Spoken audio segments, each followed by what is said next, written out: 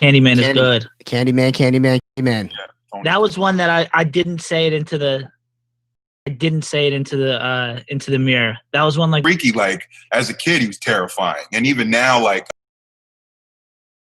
up, but it's like, yo, he's a creepy dude. Tony Todd, he was born to play that role, you know. Definitely freaky. And what do we got for number 8?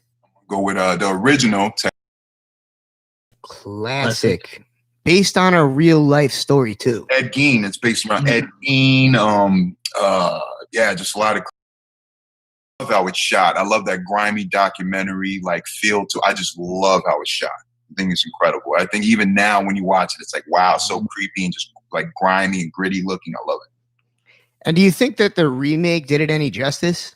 Well, there's so many of them. I mean, there's so many reboots and reimaginings, but I do love the 2003 one. Like, did it again.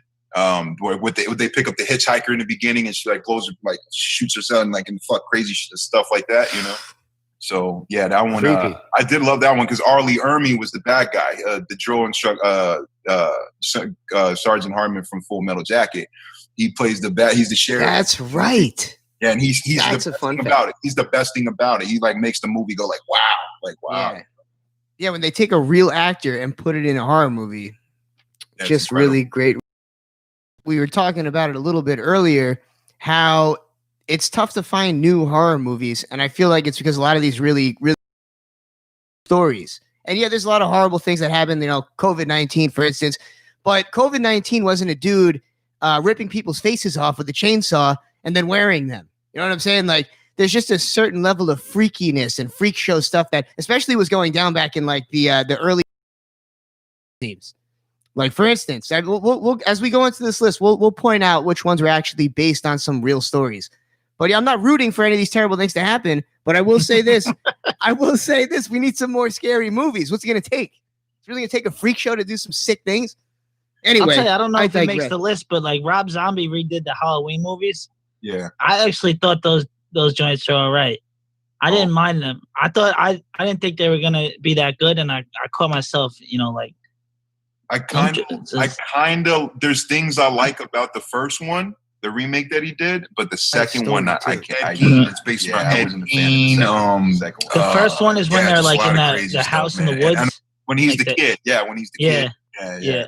There were things I liked about it, but like, yeah, the second one was just like, oh no, like second one. The second one was the one where the white horse was coming around. Yeah. That one?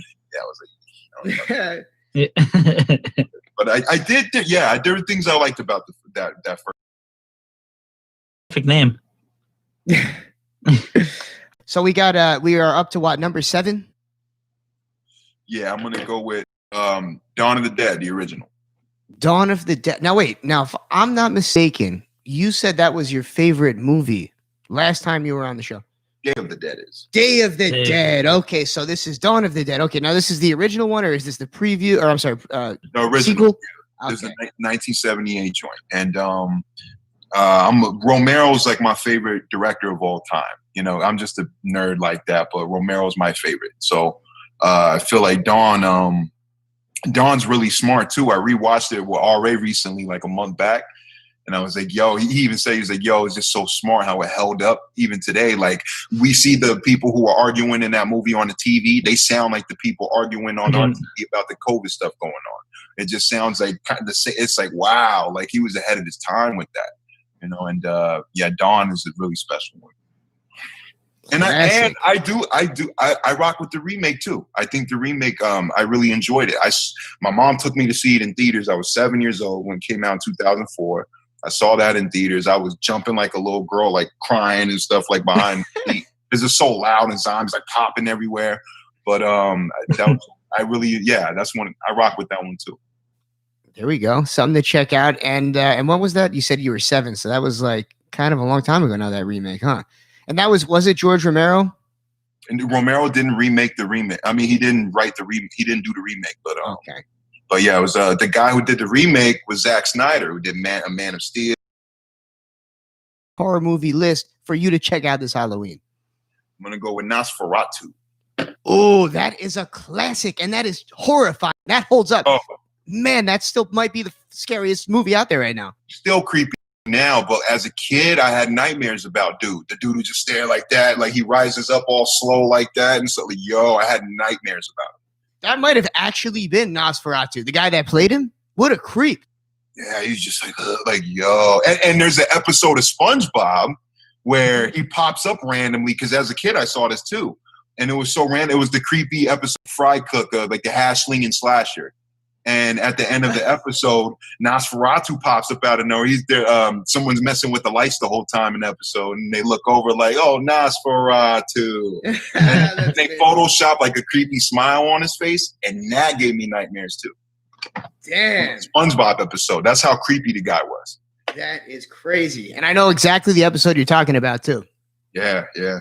I was still watching SpongeBob into my early teens. I don't know about you, Dave, but I think that show held up. Classic.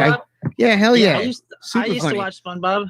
I'm not a fan of the past 10 years of the episodes we've been doing, but the classic SpongeBob is classic. I love SpongeBob. Classic. It had that like Rocco's Modern Life kind of feel to it. But before we keep going off, it's time. We're actually going to play a little bit of music, Fro, before we get back and finish up with these top 5. The top 5 horror movies recommended by Afro.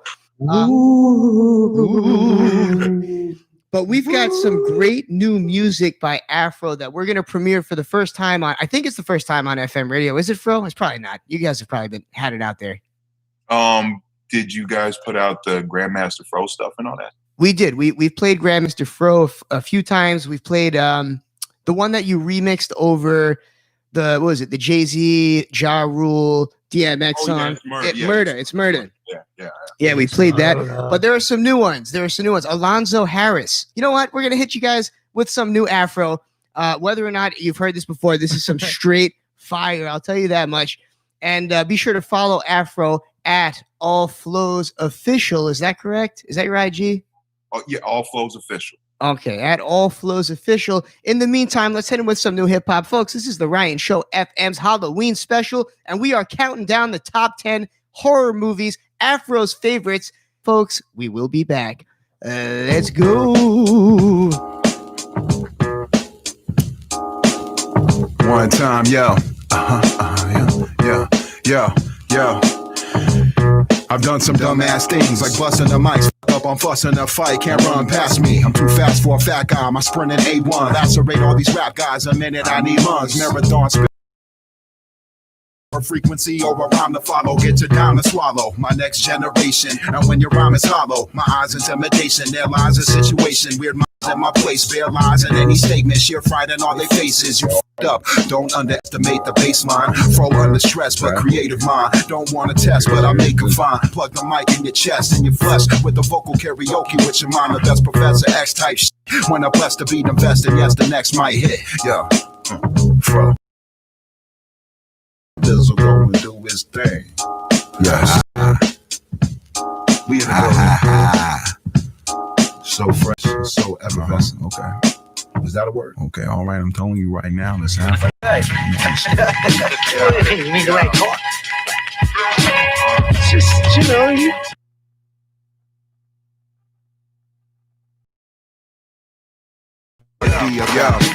Talk about it. Be a 5, the other 20 is 45. The fight, I'll never see the light behind bars. I'm itching to strike. I'm in the dark like I'm sitting goodnight. Motherfucker. I ain't gotta say a thing about it. Wanna be around it? Better be about it. Be about it. Talk about it. Be about it. Be about it. Talk about it. Be about it. Be about it. I ain't gotta say a thing about it. Wanna be around it? Better be about it. Be about it.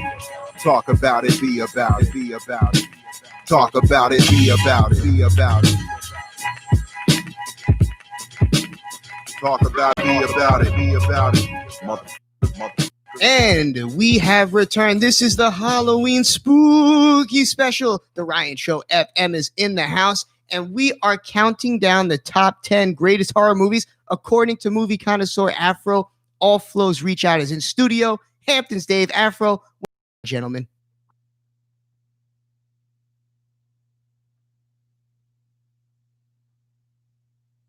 What's Let's going go. on? Another good night. Another good night. It's always good to have the brother Afro down here. It's always good to be with you. Gotta say shout out to the general. I know he's en route, I think, right? He's feeling himself right now. Yeah. He's getting a little early celebrating going in. Love You're going to that. hear from Mr. Cheeks on and off throughout the night sporadically. He's kind of like the ghost of the Ryan Show FM right now. Twins out tonight. The twins out tonight. Oh, man. And don't forget, everybody, we're going to be down in Atlanta November 7th for Mr. Cheeks Presents show. Oh, man, I think I'm supposed to be surprising Mr. Cheeks. It's a good thing he doesn't listen to the show, but I'm surprising Mr. Cheeks, and I'm showing up in Atlanta. So if you want to catch myself, Mr. Cheeks, and the whole LB fam, minus Hams Dave, because he's a very busy guy. He's got to stay. I imagine. What is that, November 7th? November 7th. Nobody runs that by my people. I'm not in the email chain. I got to talk to Oh, you didn't know? You didn't know about the November 7th show? Mr. Cheeks has posted about it like 13 times in the past day. I didn't know we were going. I didn't know it was a surprise. That was pretty bad on my end. I should have let you, but I figured you couldn't go. Since when are you ever going out of town with us? I thought we were booked. We're booked November on 7th. For what? Indigo? For, Mateo Pascal. He's probably learning it right now because he actually listens to the show every week. So yeah, Mateo, we're not going to be able to make it November 7th. I apologize. I'm going to be in. No. All right, we've got some movies to count down. We just hit you with 10 through 6 of Afro's top movies. I believe it was what? Insidious is number 10. Sorry. So, yeah, you know what? You've got the list in front of you. I smoke too much to remember these things. What was it, Fro? It was Sinister, Candyman, Texas Chainsaw Massacre, the 1974 joint, Dawn of the Dead, the 1978 joint, Nosferatu, the original joint, and yeah, so far. And really quick, Nosferatu, do you know what year that came out? 1922. 1922, and it's still I scary. never seen it. I gotta Dude, just Google it. Yeah, Google everybody that's listening right now on the radio. Google image Nosferatu. Yeah, Dave, when you look him up, you're gonna be like, "Oh yeah, I know that guy." Yeah. Okay. Yeah. You're gonna be like, "Yeah," because that guy's like everybody's seen that guy at least once in their lifetime. At least once. In a nightmare. Yeah. That guy's crazy. Yeah. So that's what we got from 10 through 6. So, Fro, let's hit him with number 5. What do we got? Top 10 horror movies. This is number 5. Yeah, see? Yeah, see, I told you, you know that guy. Yeah. And that's the real actor. I don't think they really put much makeup on the guy. They probably went to Transylvania and found some freak and brought him onto the classic. That guy ever lived to know that he was going to be in a SpongeBob episode either. I'd probably know him from that SpongeBob episode. Yeah. Classic SpongeBob. Favorite of mine, Tremors. The first Tremors. Familiar with Tremors. The one with the worms. The worms, the worms from the dirt, under the dirt. And the first one had Kevin Bacon. Yeah. I was going to say it's Kevin Bacon, yes. I was trying to Bacon. think of the actor that was in it. Yeah, and that's one of my favorite. That's like my favorite movie from Tremors. What do the worms look like? And it's goofy. They shoot. They're big ass worms, and there's small snake kind of tongues that shoot out from the mouth, and they like wrap you in and then like swallow you in, or they just swallow. It's crazy. And there's literally like 7 Tremors movies. Yeah, and a lot of them are on Netflix, but the only ones that I think are worth it are 1 through 4. But the ones that have the magic are 1 and 2. I think 1 and 2 are great. 3's kind of and 4's kind of but I still like it. And then after that, it's just like 1 used to be one of those joints that used to always. That's still impressive that they got Kevin Bacon right during those. And Kevin Bacon was in the first Friday the 13th, if I'm not mistaken. Get stabbed through the throat. Yeah. Damn, so much Halloween trivia. All right, so that's number 5, Tremors. And what do we got for number 4? I'm gonna go with The Thing. Ooh, Kurt Russell. What a legend! What an overlooked, underrated legend on the silver screen. Kurt Russell. Yeah, Kurt Russell's a beast. I love that guy. So many great characters. He's got a movie star name. Like I just feel like Kurt Russell. Yeah. And his characters have Snake Plissken. Might be one of the most memorable names ever. Incredible. Snake Plissken. The great thing that I love about The Thing is like it's shot really well, just like that isolated, cold feeling of everything. But I love it because it's like it's a horror movie, but there's also a big mystery thing. It's like who's the alien? Like which one of y'all is the alien? So like that's one thing that I really loved about it. It's like they're all like side-eyeing each other, like and they're all great actors. Everybody's killing it. Like everybody's killing their role. Awesome. And really quick, Fro, do you have? Yeah, that's like where we left off. Is you need to write this. I just have some crazy stories. I'm sure you could put out. I have a good like 3 or 4 horror movies written because I have I have 10 scripts just sitting here. I'm just writing all time. Like if Just I'm not writing the gold. rhymes, I'm writing like Right now. stuff. A true Renaissance man that we're on the Zoom with here. All right, so we got number 4 down. We're running out of time here, so we got number 3. What do we got here, Afro? Okay, so the last 3 are zombie movies. Ooh, okay. So this is Afro's top 10. So if you're not a zombie movie buff, well, too bad. All right, Yeah, get used to it. You're either gonna love zombies or hate them. So it's all Yeah. good, you know. Yeah. But 3, I'm gonna go with Shaun of the Dead. Oh, classic. And that could go as a horror movie or as a comedy movie. Yeah. Because it was hilarious. It has everything. It's like there's genuinely low creepy parts about it. For the most part, it's a comedy and you're laughing your butt off. But like it's I saw that in theaters also. It came out the same year as the remake of Dawn of the Dead. So I saw did that Dawn, on purpose. I saw Dawn and Shaun both in the theater same year. What happened to those two dudes? Those two English dudes are hilarious. Oh, Simon, what's his? Well, that kind of looks funny too. So We should have had him on to talk for Halloween. Yeah, those two, hilarious too. Yeah, Hot Fuzz is lit. Hot Fuzz is incredible. Two incredible saw that in movies. theaters too. They made Okay. another one recently where they're like drinking. I forget what it is. I didn't love it. It was The World's End. That's The World's End. Yes, and they get the last bar is The World's End, right? Yeah, I didn't love it as much as Shaun and Hot Fuzz, but I thought it was still good. There were good things in it that I did like, but I was like, I didn't think it had like that same magic as the first. It's hard to follow it up. Like it's hard to write that many really, really good movies.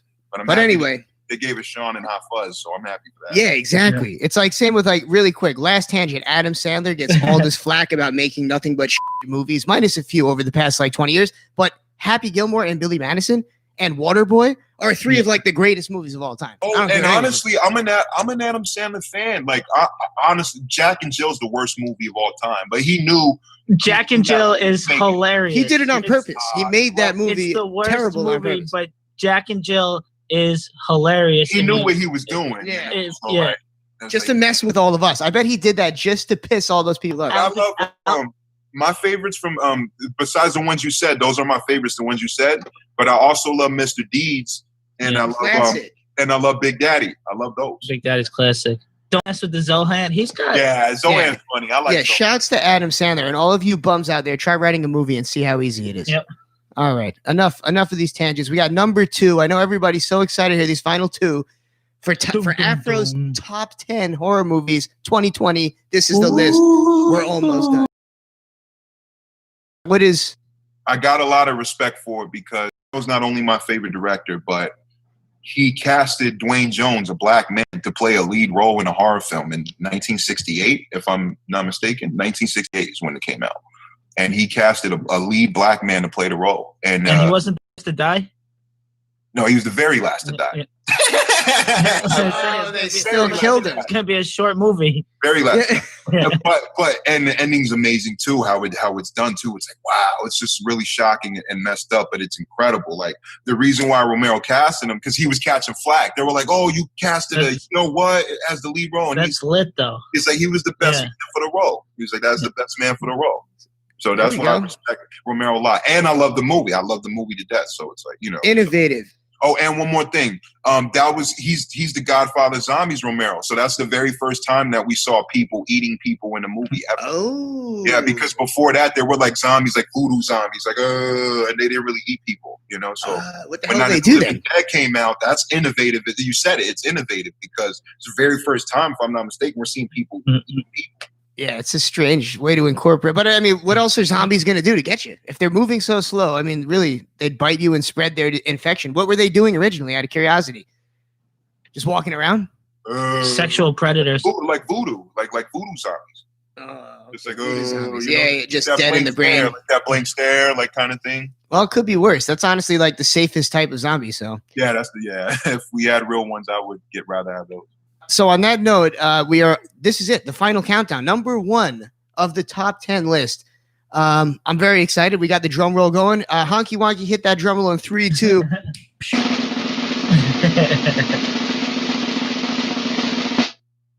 Day of the Dead. Day of the Dead. He's got the DVD. Day of the Dead, number 1. There you have it. And what makes that the greatest horror movie in your opinion? In my opinion, it's just, it's such a nerd pick for me. It's my favorite because I just love the dialogue. I love the acting. I love everything about it. The gore, the blood and guts is incredible. All the characters are awesome. Everybody just kills it, and I love it to death. And that's the first. If I'm not mistaken, I don't know if Bub, the talking zombie, if he's the first talking zombie ever, but I got to see what year Return of the Living Dead came out.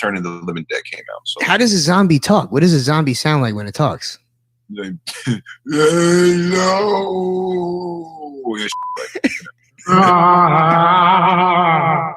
I know that the noises they make, the grunts and the groans and the moans. I didn't know that they speak though. Oh, I guess they do. They say brains. Well, the Return of the Living Dead one was sick because they kept it cool. Like they were eating the paramedics, and then the zombie goes into the van, and then he talks on the walkie. He's like, "Bring in more paramedics." It was wow, sick. That's not fair. They shouldn't be able to do that too. Well, there you have it, folks. There, Afro's top 10 horror movies going into 2020 Halloween. And Fro, what about to show these two? Nice. Hell yeah. Look at that. Oh, he's got all the DVDs there ready. Now, is there anything else you'd like to leave these listeners off with before we move on? I know that you have great new music coming out. They already know your Instagram is at allflowsofficial, and they've probably followed you, right, guys? So what else do we got going on? Yeah, I'm just all of us real fans of hip hop out here are just sitting there anticipating song after song that's released. So thank you for blessing us with some real hip hop. It's hard to come by these days. Thank you, brother. I appreciate it. I shouldn't even say that. There is some good hip hop out there. Actually, in the past 2 months, there's been a lot of crazy stuff that's come out. Yeah, there has. There definitely has been. New York's dropped. New York is back, and Cali. Even though, look, we're gonna start claiming you as our Fro. Like the longer you stay out here in New York, we're gonna start calling you a New York rapper. Yeah, it's crazy. I'm a Cali dude, but like a lot of my favorite MCs are from New York, and just that's my influence, you know. There you have it. Go follow him. Check out the music, folks. This is the Halloween special. Chilling out here with our boy All Flows Reach Out, aka Afro. Don't forget the dashes. We will be back after this music by DJ Honky Wonky. Honky Wonky. Take it away. Let's get it crack-a-lackin', baby. A bing.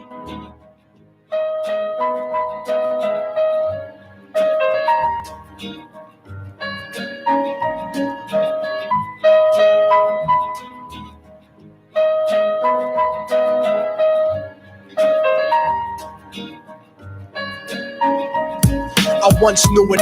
His real name was William. His primary concern was making $1 million, being the illest hustler that the world ever seen. He used to movie stars and sniff coke in his dreams. A corrupted young mind at the age of 13. Never had a father and his mom was a fiend. She put the pipe down, but for every year she was sober. Her son's heart simultaneously grew colder. He started hanging out, selling bags in the projects, checking the young chicks, looking for hit-and-run prospects. He was fascinated by material objects, but he understood money never brought respect. He built a reputation because he could hustle and steal, but got locked once and didn't hesitate to squeal. So criminals he chilled with didn't think he was real. You see, me and like this have never been equal. I don't project my insecurities on other people. He fiended for props like addicts with pipes and needles, and so he felt he had to prove to everyone he was evil. A feeble-minded young man with infinite potential, the product of a ghetto-bred capitalistic mental. Coincidentally, dropped out of school to sell weed, dancing with the devil, smoked until his eyes would bleed. But he was sick of selling trees and gave in to his greed.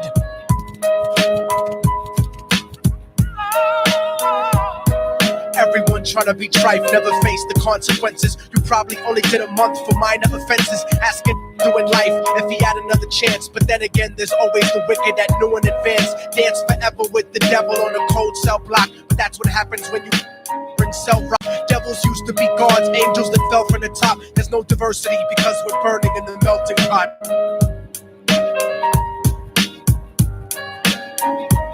So Billy started robbing anything he could do to get his respect back in the eyes of his crew. Starting fights over little up on the block. Stepped up to selling mothers and brothers to crack rock. Working overtime, making money for the crack spot. Hit the jackpot and wanted to move up to cocaine. Fulfilling the Scarface fantasy stuck in his brain. Tired of the block treating him the same.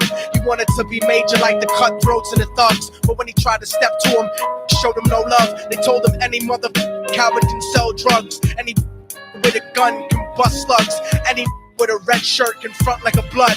Even Puffy smoked the mother up in the club, but only a real thug is someone till they standing in front of them, staring straight into their eyes. Billy realized that these men were well guarded, and they wanted to test him before business started. Suggested to prove he was cold-hearted, so now he had a choice between going back to his life or making money with made men. Up in the sight, his dreams about cars and ice made him agree a hardcore event is all he ever wanted to be, and so he met them Friday night at 2:45.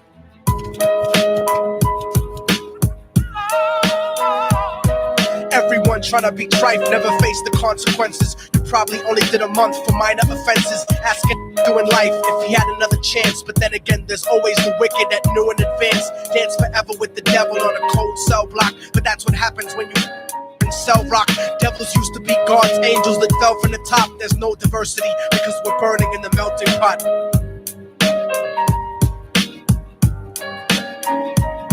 They drove around the projects slow while it was raining, smoking blunts, drinking and joking for entertainment, until they saw a woman street walking alone 3 a.m, coming back from work on the way home. And so they quietly got out the car and followed her, walking through the projects. The darkness swallowed her. They wrapped her shirt around their head and knocked her onto the floor. This is it, kid. Now you got your chance to be raw. So Billy yoked her up and grabbed the chick by the hair and dragged her into a lobby that had nobody there. She struggled hard, but they forced her to go up the stairs. They got to the roof and then held her down on the ground, screaming, "Shut the f*** up and stop moving around." The shirt covered her face, but she screamed and clawed. Thought to cringe and stutter, cause he was staring into the eyes of his own mother. She looked back at him and cried cause he had forsaken her. She cried more painfully, and when they were ripping her, his whole world stopped. He couldn't even contemplate. His corruption had successfully changed his fate. And he remembered how his mom used to come home late, working hard for nothing, cause now what was he worth? He turned away from the woman that had once given him birth, and crying out to the sky cause he was lonely and scared. But only the devil responded cause God wasn't there.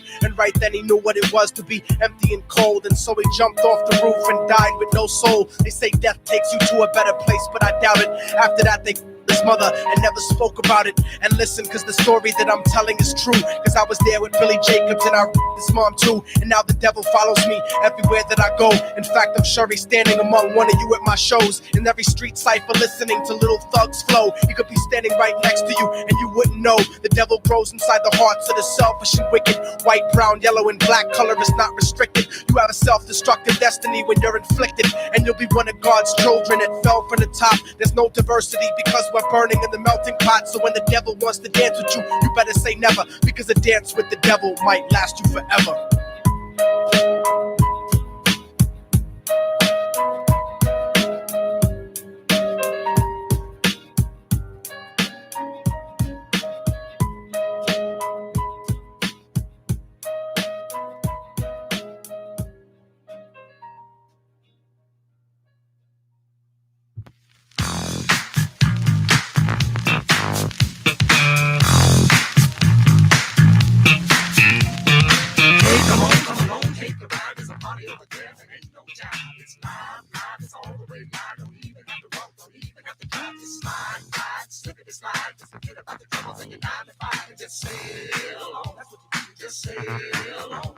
Now the dude's so fucking hey, what do you think? What is it called? It's called a lakeside stank.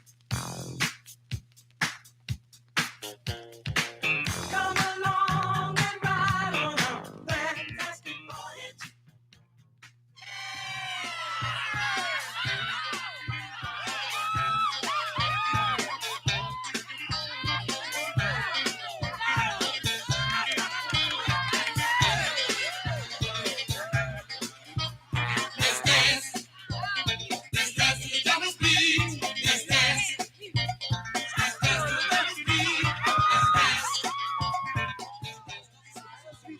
This is the Ryan Show Halloween special.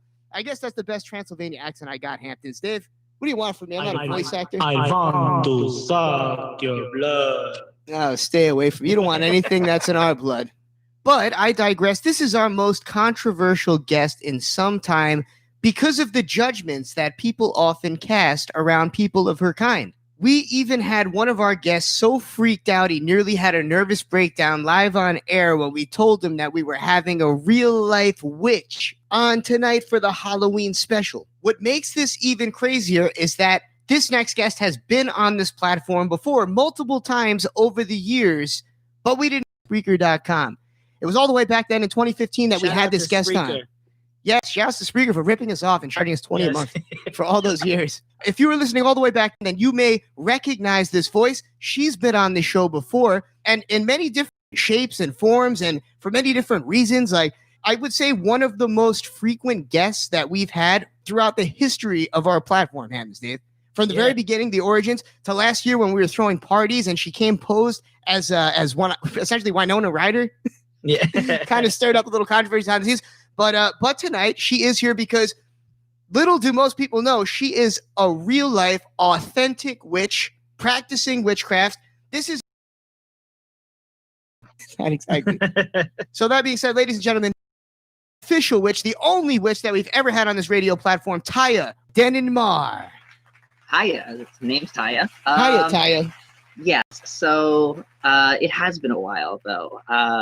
I don't think I've been here since day one, but yeah, it's been since the early years. Little what was it, in the sushi shop? Yeah, back at Yamakyu. Yep. Yeah, hosting out of the sushi shop. It's wild. And that was when you were interning in radio.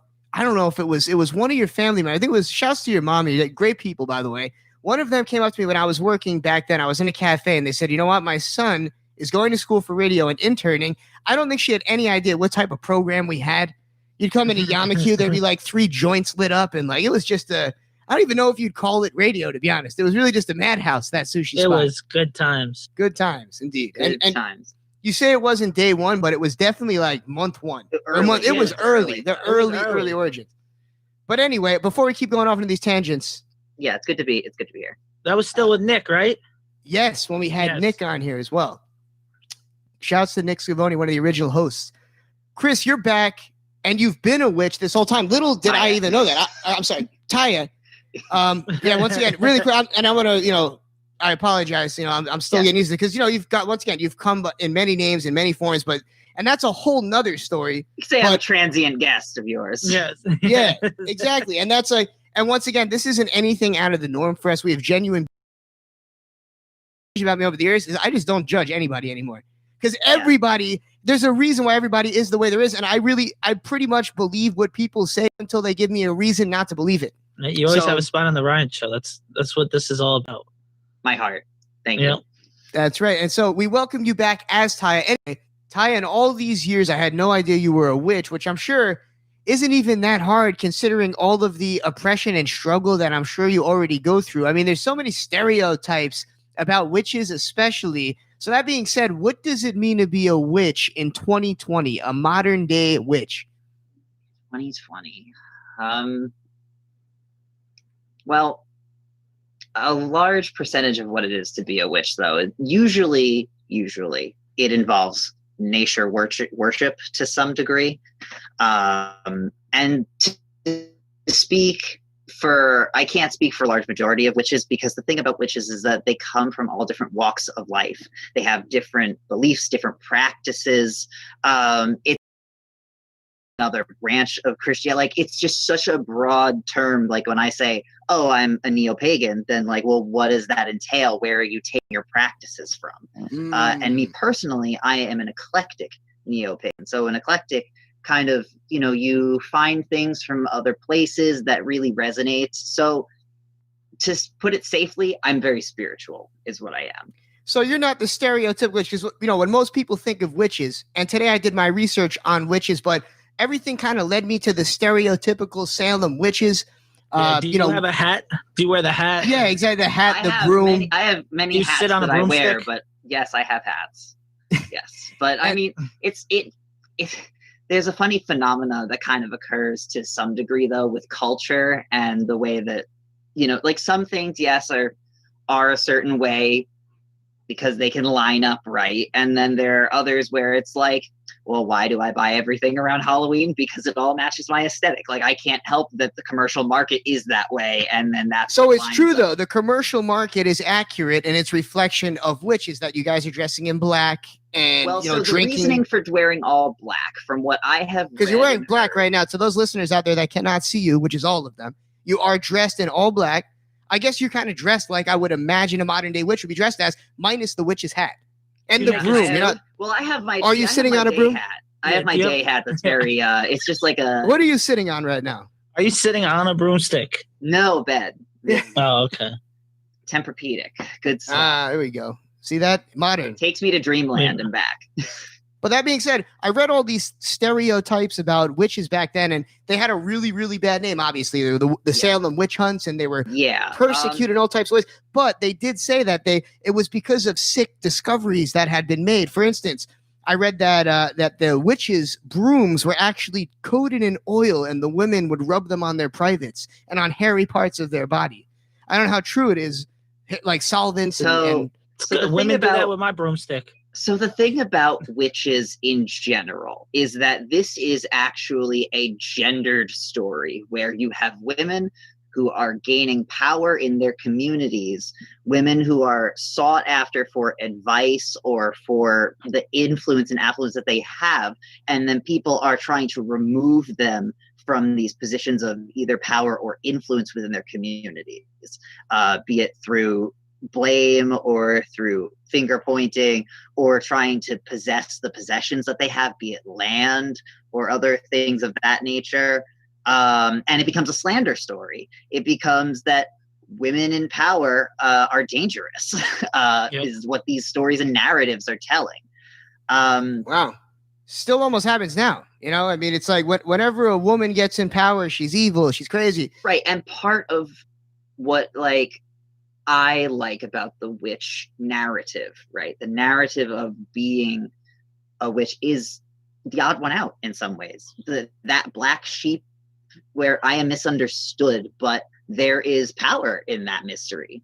There is there magic in that mystery? Because that's the real question that You cast spells? Yes, that's what we want to know. I just today had somebody reach out to me on Facebook and said they were still dealing with the spell cast on them by a witch.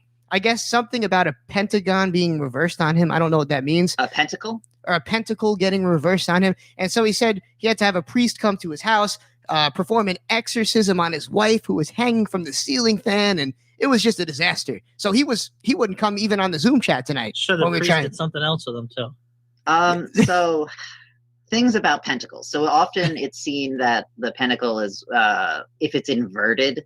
What is a pentacle, really quick? 'Cause I wasn't even sure what a pentacle. So a pentacle is in a circle, if I'm not mistaken, and then it has the 5-pointed star, and then a pentagram, if I'm not mistaken, is just something like this, which is just What a you're wearing. 5-pointed star without the circle around it. That's the symbol for witchcraft, right? It's a so what it is it's a symbol of protection. Protection, Is what most people would say. And if it is inverted, if it is rotated where the point is down, it is seen as a symbol of power. But also people have seen it as a symbol of Satanism and things of that nature. But people also, I don't know. What is it a symbol for you? For me, I mean, so either way, I feel like Satanists actually get a bad rap in a lot of ways. Because they're hailing Satan. Well, worshiping the devil. Like hailing Hitler. Because no. No. They get a bad rap in a lot of ways, and I really highly recommend that people actually read up on this sort of material. And I will, as a non-Satanist, I'm not going to speak for them, but from what I have read and known, it is a lot about self-agency and your own power, more so than simply following. Like, it is about coming into your own power. And like, there is something kind of noble about that. There is something to be said there for your own ability and your own abilities. But so like, that's what's different. People don't look past like the loud child part. Yeah. of it, or the fact that the name is so relative Yeah. to Christianity, like that they don't get it, they don't see it, and that's like you need to dig a little bit. I feel like it's almost like, at least what you're practicing, it's kind of like your own custom religion in a sense, where you're kind of Yes. taking a little bit out of everything Yes, to with meet eclectic, your. So with the eclecticness, it's I don't want to say cherry pick like to represent it poorly, but you know, there are pieces that you come across throughout your life that are relevant to you. I've like if you look into chaos magic, that stuff is rife with taking pieces that work for you, because every individual is different. Now let's get into this. While we're on the topic of chaos magic, we hear like reports of witches drinking blood and, you know, taking eyeballs from children and or eyeballs from lizards. Was it? I'm not sure which. Maybe children's hands or whatever. Children's, God only knows. But that being said, is this just a fallacy? How authentic are these stories and reports of witchcraft consisting of some of these horrific deeds? Well, as asking me as a modern witch, I think that's a bunch of hocus pocus to keep in Halloween theme. Yeah. I could never. So you've never drank dog's blood. You've Nope. never, you know, taken eyeballs out of small animals and put them in your brew. So Nope. So there you go, Now, listeners.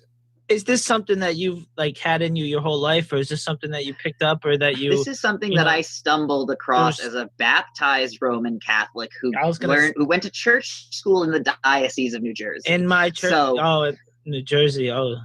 Shouts to St. Andrews. Yep, St. Andrews. You really raised a bunch of good ones. Look at us three. We'll take us three as examples. Good Catholic boys here. Hilarious. So really quick, just because I know that people are going to want to know about the juicy stuff about witchcraft. So we already know about the brooms. The brooms seems to be a fallacy. No one's riding around on broomsticks, right? In 2020?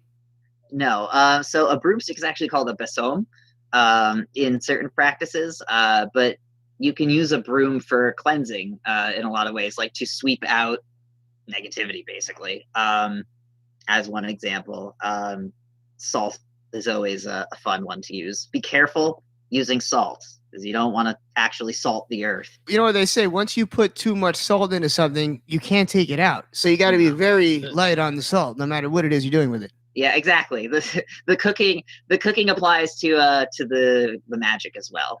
Condensed Chaos is a really good read also, while we're on the. So what type of magic is it that you guys can actually create? Like what type of spells have you created and actually seen work on people or animals or whatever else you're casting a spell on? So spellcraft can be tricky in some ways, because on one hand it's extremely personal, and then there are other people who will cast other spells either on other people or for effects with other people. I am very much about self-perfection with my particular practice. I practice various martial arts. I practice, trying to self-reflect, and part of my witchcraft and magic is self-perfection. So for me, if my magic can help me psychologically, let's say I cast a spell for a good test, I would also study with that for sure. But if I believe that this will bring me success, then is that not beneficial to the process of achieving my goal? So like, what's a spell that would help you achieve success? How would you cast a spell that would help you achieve success? If you can give away your secrets. Well, here's the tricky thing. As a fire sign, I'm very spontaneous. So my magic is very, very off the cuff, very inspired, I guess. So I would just maybe I carry lots of, odds and ends and baubles around my room, like a lot of people. And I look at those things and I'm like, okay, does this seem like something that represents what I want to do? Does that help me achieve this? And I kind of combine those together to either I might put a mixture in a bottle, or maybe I will just burn something. Again, fire sign, Has anything gone wrong? Have you ever put something together and it exploded, or chemical combustions? I haven't created any scientific disasters. Like a witch is really see all these stereotypes. It seems that you guys are taking elements from the old school witch theories and witchcraft that we talk about, and you're just kind of using them to apply to whatever it is that you need right now, to apply to modern day life. Like you said, if you need to do good on a test. So instead of like, you know, the stereotypical things that you throw in the witch's cauldron, like the lizard's eye, the children's feet. It's like, first of all, where am I going to get a lizard's eye today? Like, well, there are places. There's that's what we're wondering. See, like, these are the questions. These are those imperative questions that we want to answer. From the perspective of a modern poor witch, the best that I get is whatever's roadside. Like, except on nature walks, like, you know, any normal, sane human being. And sometimes I've brought things home or let it, you know, become bone, and then I have a collection of things, and I make crafts and art stuff, and I'm a weird artist. I don't know what to tell you. I'm not judging. I'm like, those are the things that I would imagine that a witch would do, right? Like modern day witch, you see something on the side of the road, a dead lizard, dead turkey. Yeah, but like, I'm not going out of my way, you know. I've heard some things about, you know, I think they're just crazy women. I'm not fully, you know, buying into this whole witchcraft thing. You can put a spell on me, and we'll talk about it later if something happens to me. There's been a spell on you, Hamptons Dave. I've heard about, you know, people that they say are witches, like taking people's hair, you know, like keeping it, and they can like possess them through, or like as like a possession. I don't know. This is stuff I just kind of go the other way. So again, magic can be tricky in some ways. So like for me personally, and I cannot speak for other people, I believe in the power of ignorance, and that if you're just not into it, it's not going to affect you as the same way or same level as something else. And that's part of why I focus mainly on my own self-practice, because I believe I've been known to be stubborn and wrong a lot, though, Ty. So don't, like, me saying no, I know, but like I'm just saying, like, this kind of ties into one of like my theories, though. It's like if someone casts a spell on you and you're like, whatever, like you're just going to vibe and you're just going to do your thing. Like, I don't, you know, it depends on. You have to believe in it for it to be spellbound. I agree with what you're saying. Like if you know, if somebody's paranoid about it, then I mean that they're going to feel affected by that. And maybe that plays into how the rest of this narrative of whatever happens plays out. So, I mean, the power of ignorance in some ways, or the belief that people have in stuff, greatly affects the way we move through spaces. Makes sense. It definitely does. Look at people that are going to church every Sunday. Like, look, no matter, people feel great when they go and pray, right? It's just a kind of what you let in. The energy that you let in is what you're going to believe and how you're going to feel. So that being said, other people out there are going to want to become witches, maybe even after hearing this interview. What is the process? How can they become a witch? Is there some type of group you have to sign up for? Because you're very well respected in the witch community. How does that actually happen? Well, I mean, respected is kind of an interesting way to put it, though, because we're so solitary that, like, I have friends who are witches who I get along with, but we're friends. I've been around, like, in a Facebook community group, haven't gotten banned. So if you want to call that well respected, sure. I love that there's a Facebook community group. There's a Facebook community group for everything. Yeah, so Paganism and Wicca is a fairly large group that I frequented in about 2009. And I haven't really kept up with it, but they have usually some pretty good discussions and all different walks of life. You can learn a lot. But no, like, witches gathering, because that was what you do back in the day, according to the Salem witch trials. You'd all ride your broomsticks to one big gathering and sit around a big giant cauldron and campfire. There's nothing like that now in 2020. Well, there was a pagan festival in Syracuse, or near Syracuse.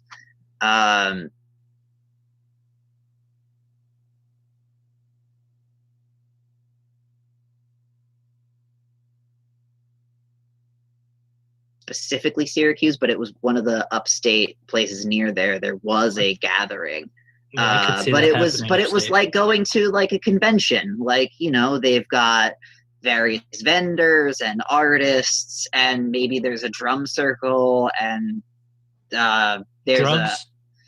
Drums at a drum circle. I'll hop in that drug circle. Yeah, that drug circle. That's not. You know, and maybe there's an opening and closing prayer that mostly involves the earth. Nice. So it's a good time. It seems almost like it's obviously to put a wrench into everything. Can witchcraft heal COVID-19? Is there any spells that'll heal any? Did it start COVID-19? That's Very good the question. we should be asking. That I believe is an answer, is a question and answer for science, though. Seriously, and that's just science.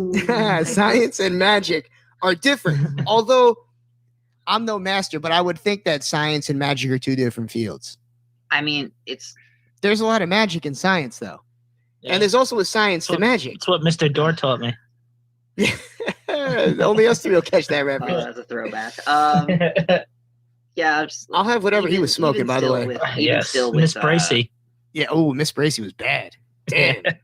Love me some Miss Bracey. I mean, even still being spiritual, I have a firm belief in science. And shout out to Lori Bracey. Yeah, shouts to Lori Bracey. She was beautiful. She was. She really was. And she probably is still. Beautiful, beautiful. Anyway, all right. Sorry about that. Taya, enough of us going off on these tangents. It's always good to have you on the program. Where can they find you? Where can they look up more about witchcraft so that they can learn a little bit more? Anything else that you'd like to plug? Let's get it out of the way now because it's time for DJ Honky Wonky to start spinning. Yeah. So I do a little bit of modeling. You can find me on Oracle of Oerth. That's OEARTH on Facebook. A little bit of that on Instagram. I do some modeling stuff. Shout out to Windy Compass Photography, who I did a lot of work with back in the day. Now, is this like witch?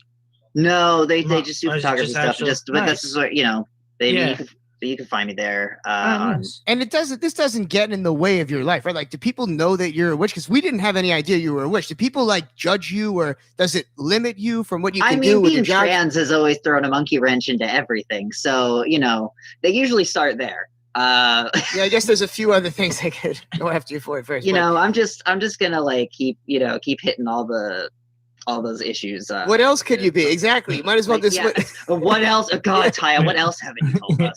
You got us. Seriously. We'll save some for the next episode we got you on, Yeah, exactly.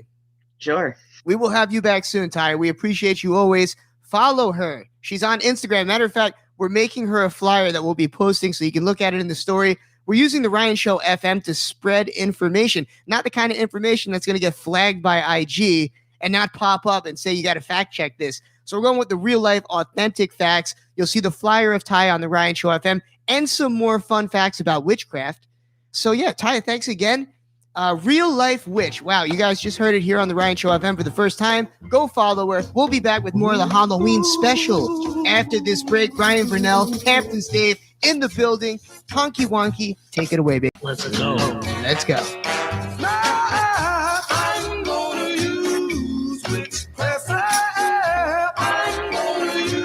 And we have returned. Things are just getting spookier and spookier by the minute. Ooh. It's got the shivers down my spine. And if you haven't figured it out yet, this is the Ryan Show FM with your host, Ryan Vernell, and your co-host, Hamptons Dave, and the one and only Mr. Cheeks. Mr. Cheeks is here in spirit. Shout out to Cheeks, though. Shout out to Cheeks. He's a spirit tonight, an apparition. He's enjoying some spirits. He's yes, that's just the beginning. I'm sure he's really having a good night tonight, turning up. Really quick, happy birthday, Anna. I'm not sure if I said it yet. This is my sister's birthday. Oh, if you're listening on Saturday, yes, happy birthday, sis. Okay, so enough of the good stuff. We're gonna get there. We go. We're gonna get to some of the nitty gritty, as they say. I'm very, very excited to have the next guest on because I don't get a lot of guests on like this often, but Halloween gives us an excuse to have people on from all different walks of life, people that have experienced some of the spookiest things that you could ever go through on planet Earth. Without further introduction, let's give it up for Miles Batson, who has unfortunately been living through hell. Literally, it's almost like this is like a walking hell at certain points. From what we've been told, he's been haunted by apparitions and spirits and ghosts and entities of that nature for his entire life. I earlier put out a post on Facebook looking for anyone that had a ghost story, and I was surprised with the amount of people that reached out to me right off the jump. I guess you were introduced or you heard of us through Rocco Fowler, the alien abductee, was telling. Both of you guys have experienced alien. I was going to say, I was trying to just find out what drugs you were in my life. Well, enough, when I No. that seems to be what happens, right? The crazy things that happen when you're sober, you get taken into space. Haunted. Yeah. Oh yeah, but that's once again, that's not why you're actually here, because not only did that happen to you, but a bunch of other terrible things, more Halloween related, happened to you. So what happened exactly? You had to deal with wicked ghosts and evil spirits. What exactly went down? Well,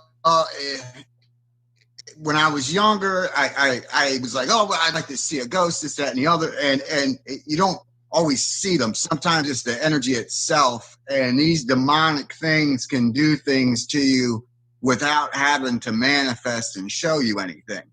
But oftentimes, spirits, I will have connections through dream-like stuff. But every place I've moved to has spirit activity. Yes. Yeah, they had, and we had paths with a creek, and like you could walk your dog stuff. But you're down there at the wrong time, man. We'd have missing time. We'd come to and like didn't know what the happened or where we were. We've gone.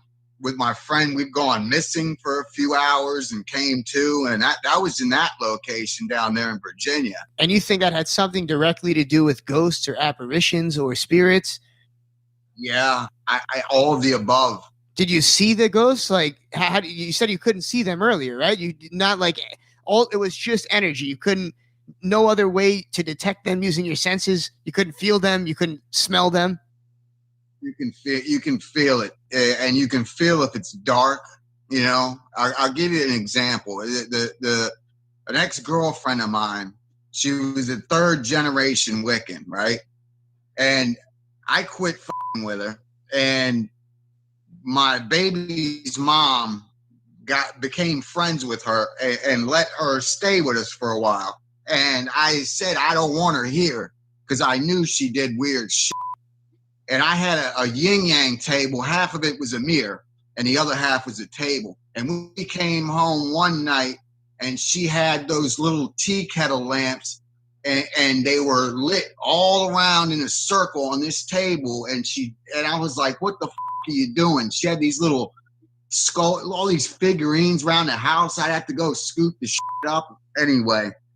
That was crazy in itself. And that was a witch. We literally just had, sorry to cut you off, we just had a witch on the show just earlier this evening.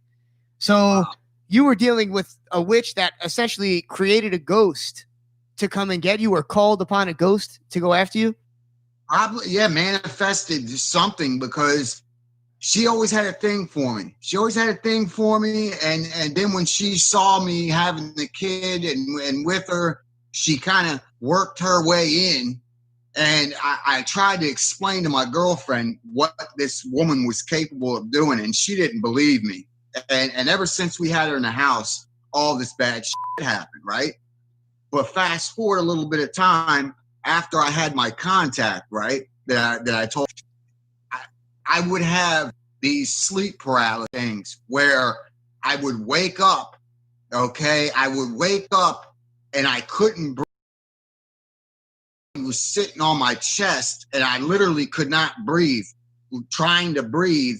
And I would see this dark black figure sitting like on my chest. When I had a cot, like a little small fold, one of those like military folding cots. Yeah. I didn't have any money at the time. I was sleeping on a cot in a basement by myself. But Virginia, which is right outside of Manassas, still close to the battlefield, right? So for all I know, this new development could have been built on a lot of those places. My wife lived in that area, and her development was built on graveyards, and it was known. They without pulling the bodies up, the contractors knew that the bodies were there. So anyway, that happened where I would wake up and these dark entities would be sitting on my chest, couldn't breathe. What did they look like? Short, dark, short and dark. What figure did they have? Short and dark. Like, did they have little horns and a little tail with a little triangle at the end of it? Not like that. The best way I can put it is if you take a cutout and cut something out and then hold it up like it's not from this dimension, so you can't really put a face on it and be like, okay, this is what this is. I've heard stories like that. I know that sounds like a little strange to a lot of listeners. I had an ex-girlfriend that tells me pretty much the exact same story. And she told me that one night she woke up in the middle of the night when she was a kid, and she felt and she saw just the darkness, just like that, sitting on her chest and just pushing her down. And she said she couldn't breathe. She felt like the air was getting sucked out of her. And then eventually she could breathe and she started screaming, and her father ran into the room. And it never happened again. It was just that one time, but she was like severely traumatized by what went down. Sounds the same. So yeah, haunting, real life horror stories, real life Halloween stories for the listeners out there. This is the Ryan Show. Once again, we have our friend Miles Batson here tonight. Miles Batson is really a survivor, if you will. Just like and it's funny because now that we've had on an alien abductee, we're getting a whole new audience that we're kind of tapping into. Miles reached out to us to tell us his story. We were looking for people that have had experiences with ghosts, real life experiences with ghosts. And from what it seems like, most of them are either negative or creepy. But we were sent quite a few messages from the listeners out there today and from the people that are friends with us on Facebook. With like Halloween and everything, just the spirits and that whole energy, do you find it stronger at this time, or you have more episodes, I guess you could say, or run-ins with these spirits at this time? It's definitely stronger. The energy's stronger. I usually try to stay in the house because where I live now is pretty wild. But I'm gonna finish telling you that story about that Wiccan, and then I'll tell you about the murder victims that I think are in the woods behind my house. Right now, murder victims in the woods? Yeah. We're not Vlad TV. We don't want to put anyone in jail right now. That murderers living. No. It's nothing like that. This is the first time I've gone public saying anything about it because of the situation of it. You didn't murder them, did you? No. These are old. These are from back in like the I think 80s, early 80s. I think 80, 85, 89. How do you know what year this is though? I did my research because of the spirit activity I was having this activity when I moved here to this apartment. They used to be motels back in the 60s and 70s, and the mob ran the motels all through the little stretch where I live at. Okay, so.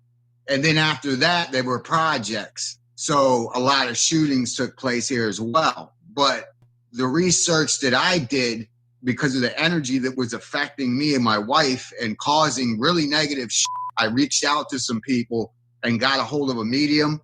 And then this other guy that did a thing with spirits and pendulums or something. But I had a whole crew that I was working with on this. And we started doing research. And come to find out, the three spirits that I was having, they were having contact with me more or less. They were attached to me to where I was having dreams and all kinds of shit. They didn't like my wife. I did the research, and they were three girls. I'm getting kind of it's hard for me to talk about it right now. Take your time. It's not an easy thing to talk about.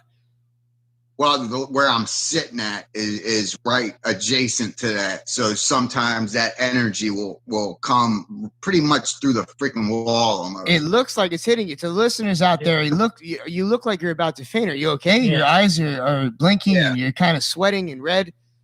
Yeah. Are you sure you're okay? Maybe you should go get some water. I already brought some with me. There we go. I already had a feeling this was going to happen. So do you feel it? So literally, like, the more you speak about it, maybe that's why on Halloween you feel it more. I guess maybe the more we think about it, do you think that brings it out more? The more energy we put into it, the more comes out of it?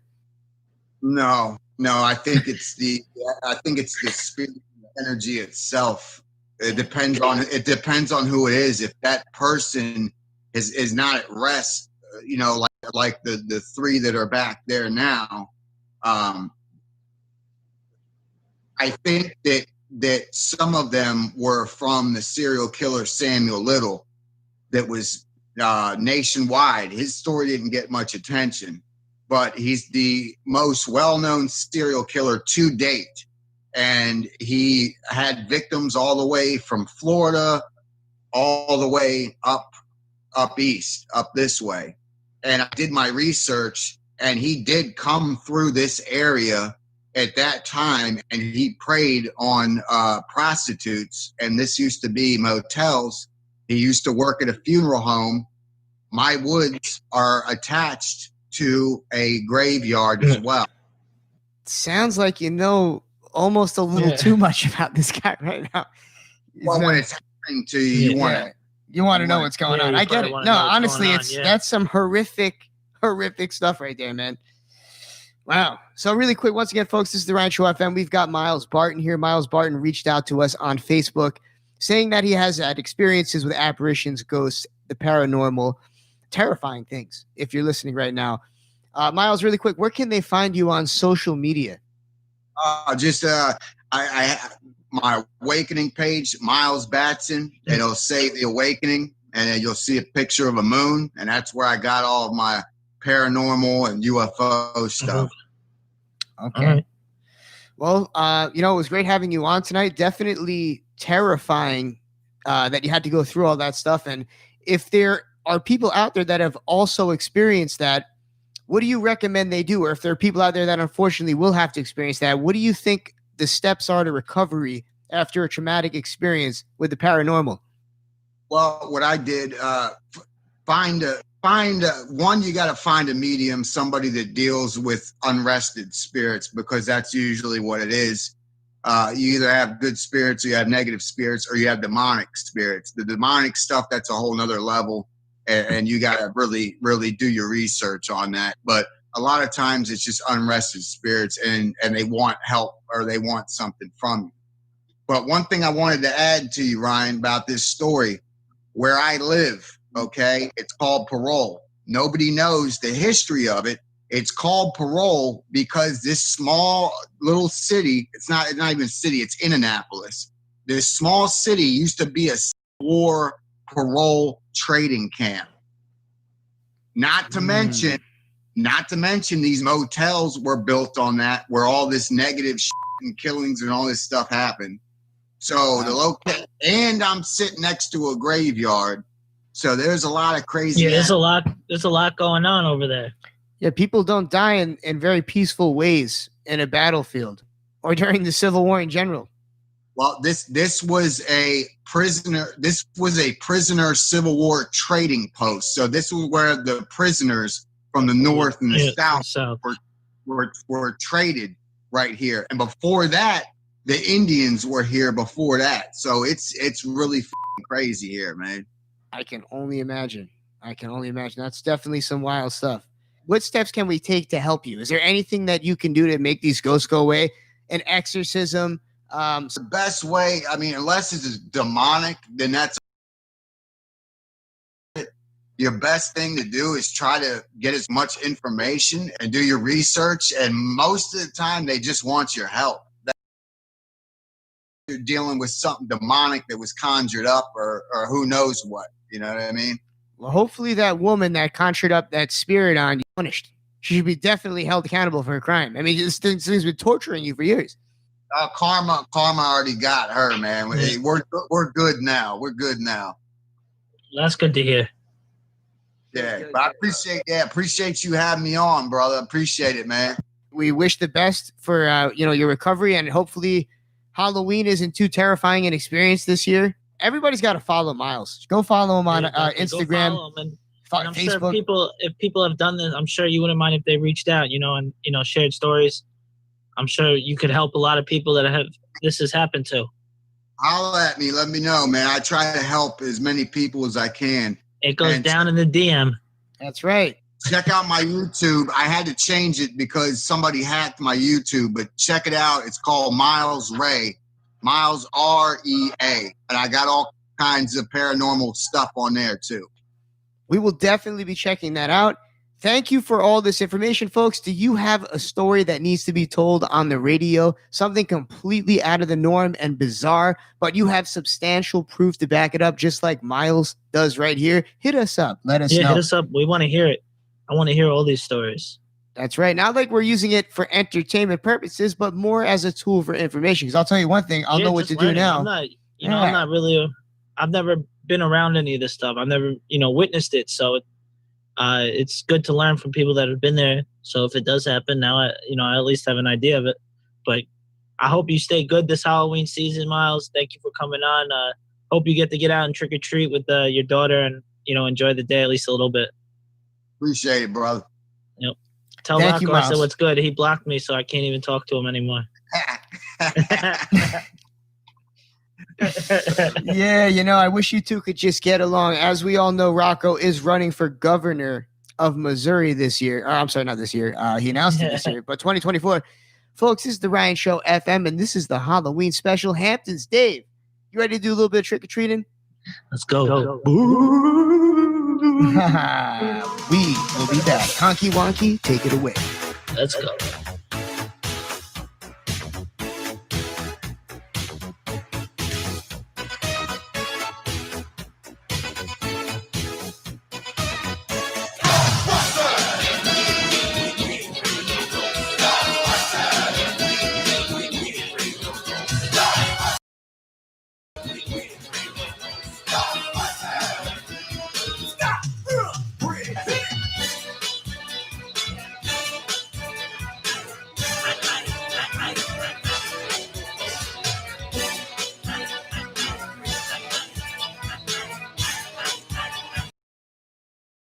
Must come to an end. Yes, even the scariest movies. But that's why there's sequels, and Hamptons Dave will be back at the same time at the same station next week.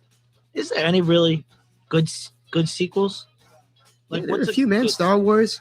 I would say Empire Strikes Back is better than the first. Yeah, maybe. I think so, man. I thought Luke was just cringeworthy. Yeah, Luke was a badass by then. The only thing I didn't like about Return of the Jedi was the Ewoks. I thought it was a little too silly. Well, I like the Ewoks. It definitely was a little silly, but I always thought Star Wars just had that silly. They're in space. It was a little silly, but I think that the Ewoks is where it kind of crossed the threshold. I know like we always have these people that were abducted, but like it's a little funny, this whole space thing. Why? Because you're closed-minded? I don't know what you're talking about. All right, whatever. I believe the people that come out of this program, and wow, did we just? I don't know what went down in that last interview. We got to give a big shout out to Miles for, being so honest and open about everything. Very spooky. Got some good drops. Really good drops. Those are really good drops for the stations. Yeah, we got some good stuff coming your way to the PDs that are listening tonight. I hope he gets that out on like Nigeria. Like I hope that plays on the station. It's going to. Shouts to 95.9 #NSARS. We're always still fighting. NSARS. Always that. Yeah. Yeah, just a terrible group of people perpetrating those heinous acts on our friends over there. Shout out to him for coming on. Yes, Duke. Yeah, shout out to Duke for coming on last. That was good. I'm happy that we got that and we kind of broke that. And when we had him on, I saw it. We posted. I saw it started to get posted in so many other spots, and it was just good to see. It was like you felt like you were a part. Like bringing him on and learning. Yeah, there were a lot of listeners out there too. I noticed a lot of people that were that follow our hashtag. So, we definitely appreciate all of the international push towards people recognizing what's going on, because that's what's going to change it. Something like that, when there's enough international attention paid to it, then things will actually change. Otherwise, they get away with murder, literally. So yeah, we got.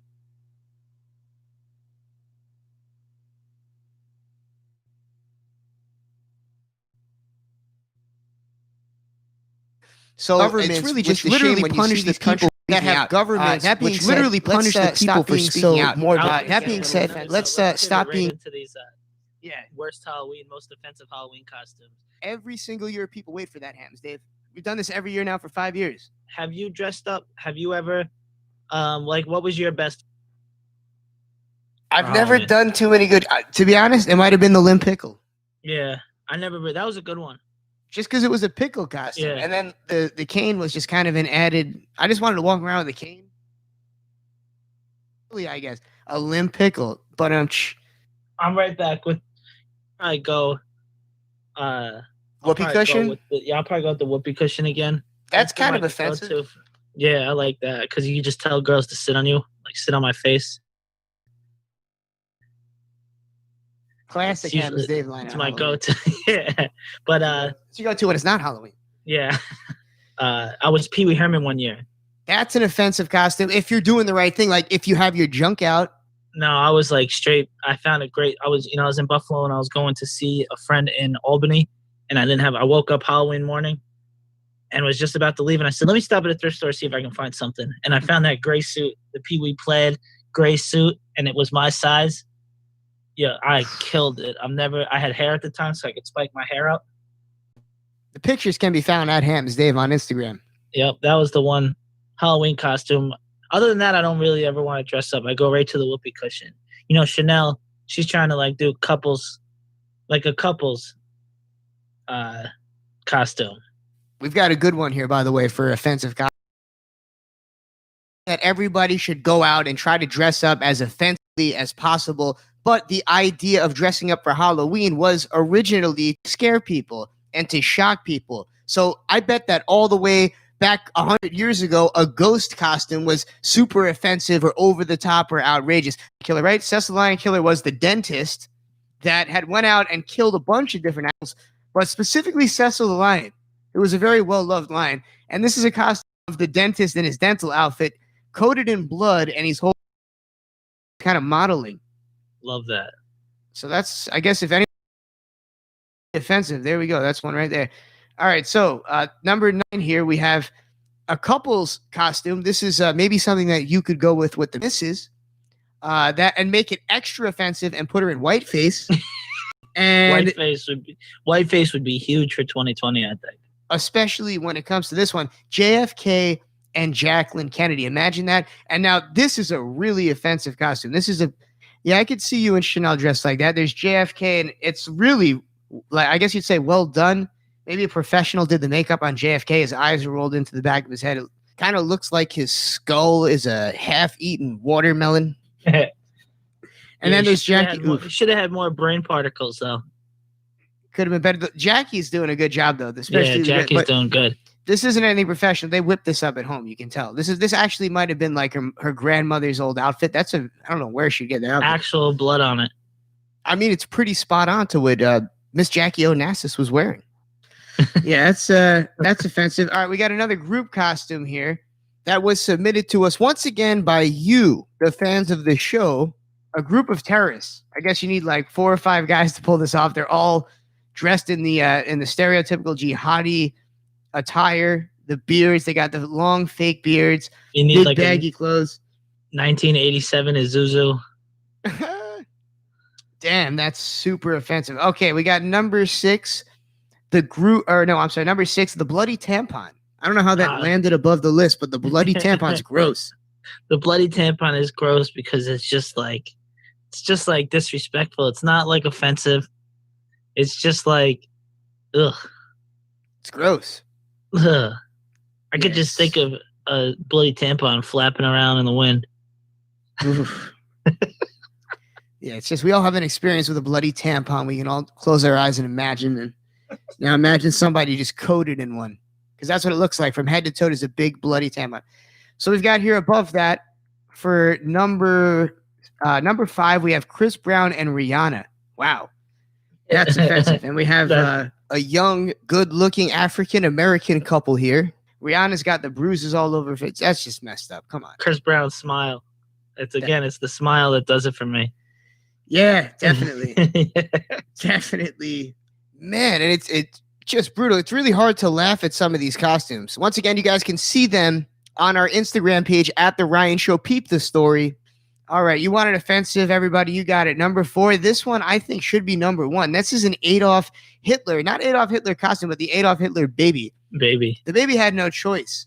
And they dressed him up like Hitler anyway. Yeah, that's good. Like, your parents are just... Nazis. Yeah. I mean, like, it's not even like really that funny. It's really messed up. The baby looks exactly like Hitler, head to toe, Nazi outfit. It looks like almost like an authentic Nazi uniform.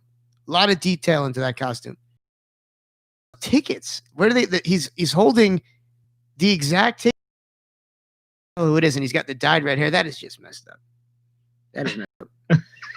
Jesus. All right. And once again, to the listeners out there, it's not like we sifted through the internet searching for these pictures and looking for the most expensive costumes. You, the fans, had an opportunity to participate in this week's episode, and that's just what you did. We got a bunch of emails, and yes, we were offended reading these emails, and now it's time to return the favor to the rest of society. And now, without further ado, our two most offensive costumes that we were submitted over the past week, and boy, are they offensive. Hang on. All right. Number 2, we have the Boston Bomber. Once again, it's like it's just taken too far. See, it's not the actual bomber though. I'm sorry, Boston Bomber victim, which is way worse. That's what I'm saying. Marathon runner. The Boston Bomber is offensive, but the marathon runner with the bloody body and the eye missing, it's just, come on. You guys got to know. You got to know better than that. Definitely offensive. All right, and now for the top most offensive costume that's being worn in 2020. Something very bizarre. If you're religious, you might want to cover your ears. This is it's a costume of God dressed in his all-white God outfit, just like you'd imagine, having gay butt sex with Jesus, his son. That's just, I mean, maybe it's not offensive if you're gay, but to most religious people, I'd imagine that's extremely offensive. I don't even know if you could say butt sex. You might have to beat that out. Probably do. Yeah. But yeah, that's it. There you have it. You wanted the most top 10 offensive costumes.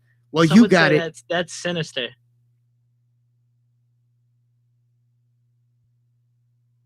Well, some might look at that and say that it's progressive. And if you look at it with especially our last guest, man, that was really, really creepy. Miles sounded like that tab had just hit him. Yeah. Saw the light, and then he came to like 4 minutes later. That's like literally what DMT was. He was having like an attack. You saw that at one point. That's what DMT was. It's literally that attack. Definitely wild stuff. All right, folks, we thank you for putting up with us and listening. We're sorry if we offended you with our top 10.